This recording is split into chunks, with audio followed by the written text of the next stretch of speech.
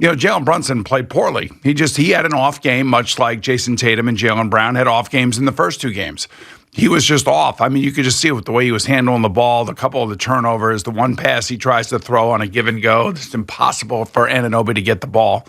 I mean, it's just, he was out of sorts for whatever reason. But I will say the biggest problem that the Knicks have right now, in my eyes, and this goes back to even the games that they won in games 1 and 2, is that they're chasing the game the entire game. Yeah. And it takes so much energy to come back from that. I mean, you take a look at, game 1, they were down 16 points at halftime. Game 2, they were down 9 points at halftime. Game 3, they were down 25 points at halftime. I mean, you can't continue to play this way. And really what it highlights the piss poor starts that they're going through. And, on Saturday, it was like the first 4 possessions were like, are they too nervous? I mean, like, what's going on? Like, we're not answering what Boston had to offer. And yeah, Boston hit 20 out of 40 threes. The Knicks only hit 5 out of 25 threes. Boston has better shooters. We know that going into this series. Their shooters were off the first couple of games. And I would tell you that while Jason Tatum had a much better game than he did in game 1 and game 2, and Jaylen Brown a much better game than he had in game 1 and game 2, I think Kristaps Porzingis added more. Pritchett added more.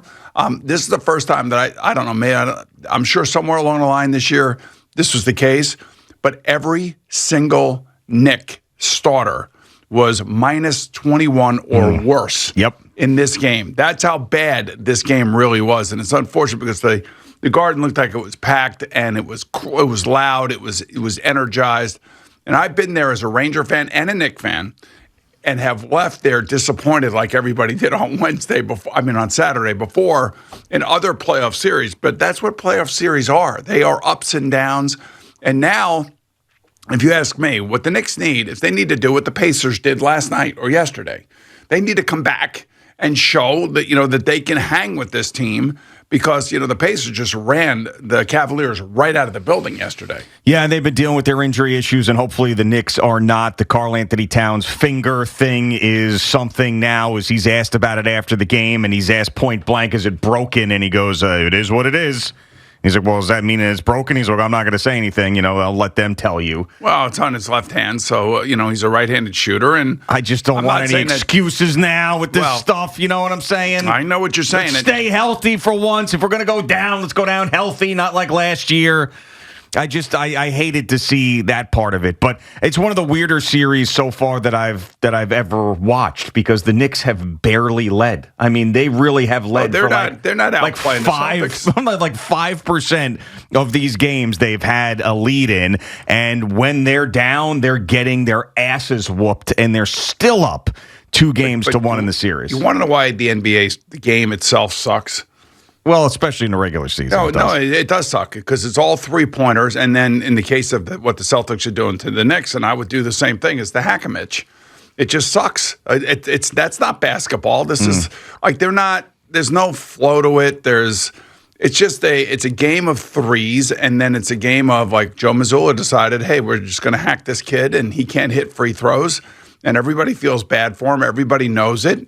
And, when you look at the Knick bench compared to the Celtics bench, you say to yourself, that there's no shot there. The Knicks haven't outscored the bench for the Celtics, I don't believe, in this series. And, you have a legitimate kid like Pritchard coming off the bench, and Kristaps Porzingis, who played his best game in this series. Maybe he's feeling a little bit better. But, it is – the Knicks are not as good as the Celtics. And in order to beat the Celtics, they have to be on and the Celtics have to be off. And that's as simple as it gets. I mean, that's the NBA in a nutshell. Well, especially with the Celtics. Now, the Pistons series was different. I mean, definitely the three-pointer had a lot to do with it, as it does in every series, but not like this. Yeah, because they didn't have shooters like Indiana has. They don't have shooters like Cleveland has. They don't have shooters like OKC but has. Yeah, it's not every team. It's not every team, but it's certainly the Celtics in the way that they play.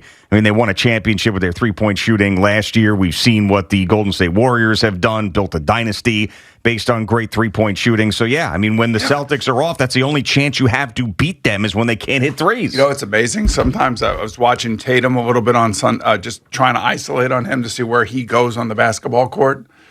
Just stays right back there. He barely goes underneath a three-point line. I mean, I don't know how far the top of the three-point line is to the other. How far is that? Do you know? Is that like 30 feet? Yeah, but he's. It's almost like he's got it's got to be like 40 feet. It's got to be like 40 feet in between the two. I'm thinking he's got like one of those invisible fences on. You know, where the dogs can't go past a certain thing. I'm like, this guy does not sweat at all. No, I mean, and it's just.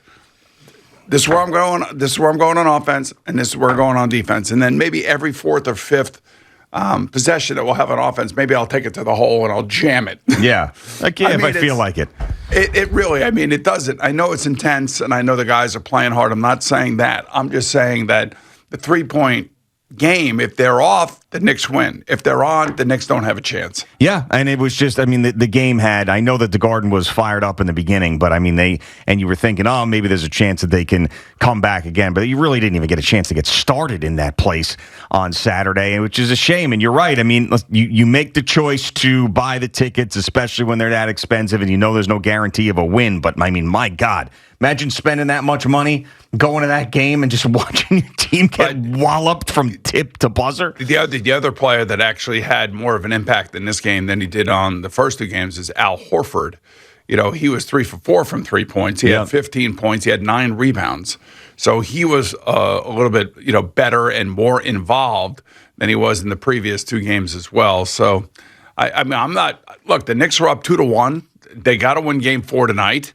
And it's still not over. And I think it was Jaylen Brown who said it after the game on Saturday. He was like, hey, man, you got to win 4 games. That's right. You got to win 4 games. All right. Yeah, it's very disappointing on Saturday. But, this Knicks team has heart, just like the Celtics have a champion's heart. This Knicks team has heart. I look forward to seeing it again tonight. I think they'll be much better. I just can't imagine. I mean, and you remember what I was saying before this started, that Thibodeau has to use his timeouts judiciously. He has to figure out where the runs are happening and how to stop the momentum if he could.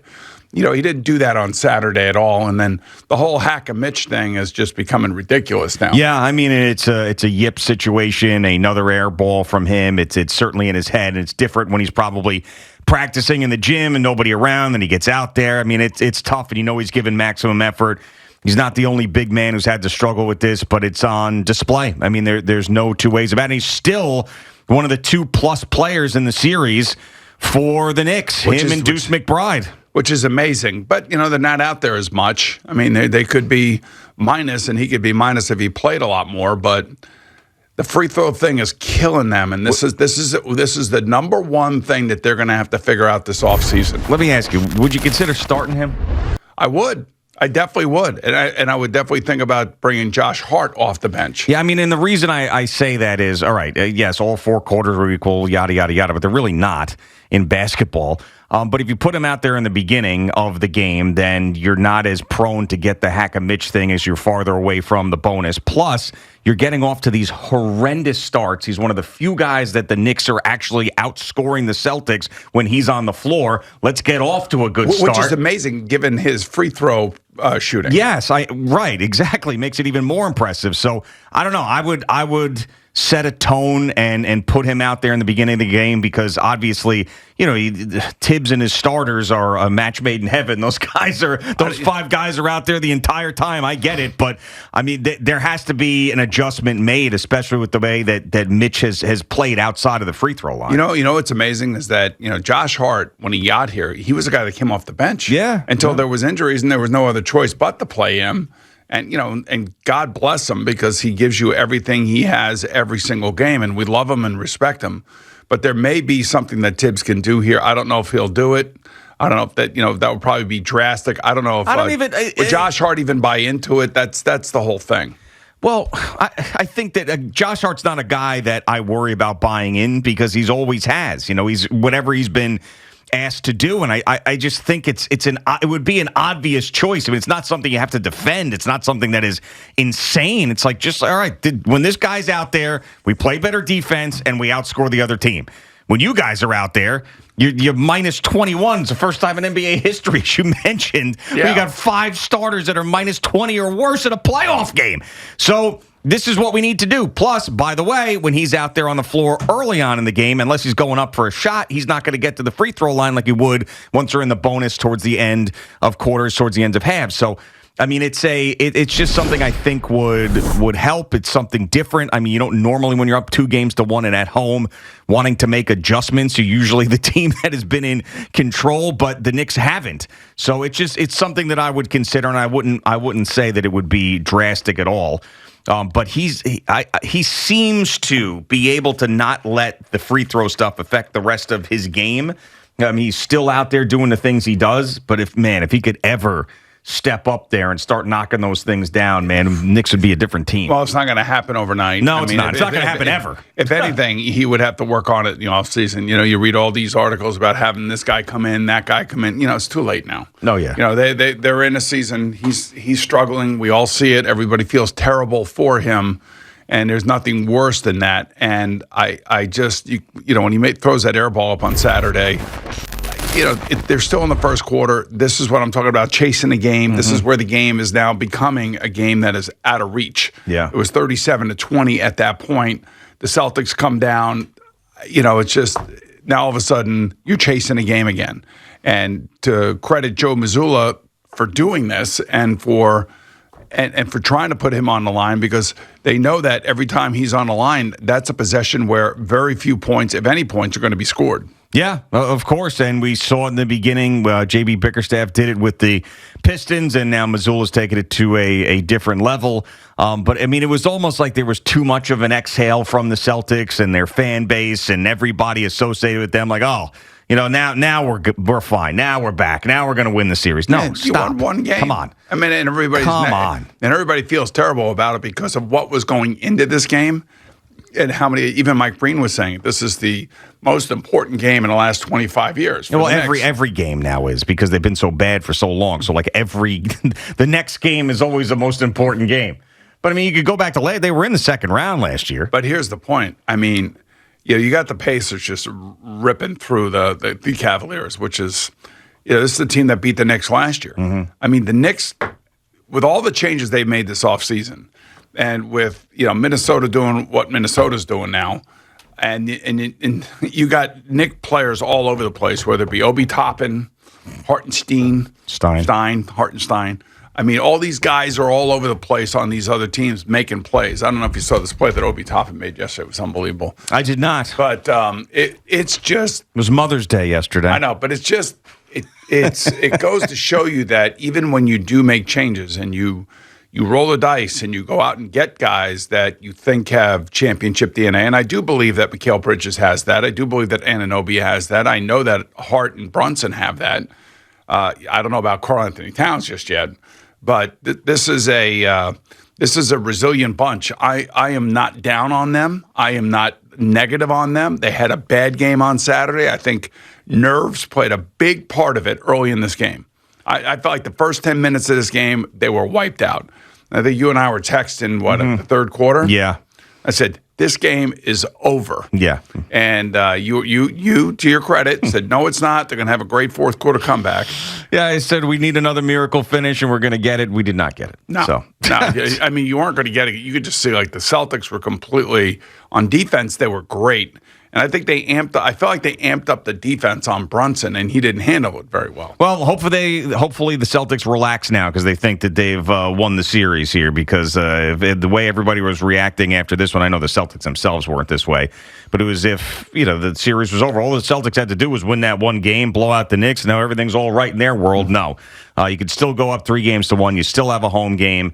I agree with you. There was something off, whether it was nervousness or whatever it was, playing tight early in this game at home, which makes no sense. Nervousness is tight. And I know. It doesn't make any sense at home. It drives you crazy. But you also can't give up 71 points and a half. I mean, that's insane. Of course. I mean, so as soon as they hit 60, Yeah.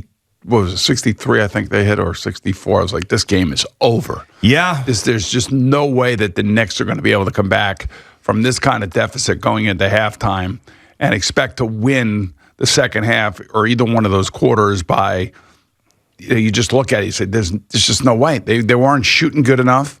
They had a horrendous 3-point shooting night.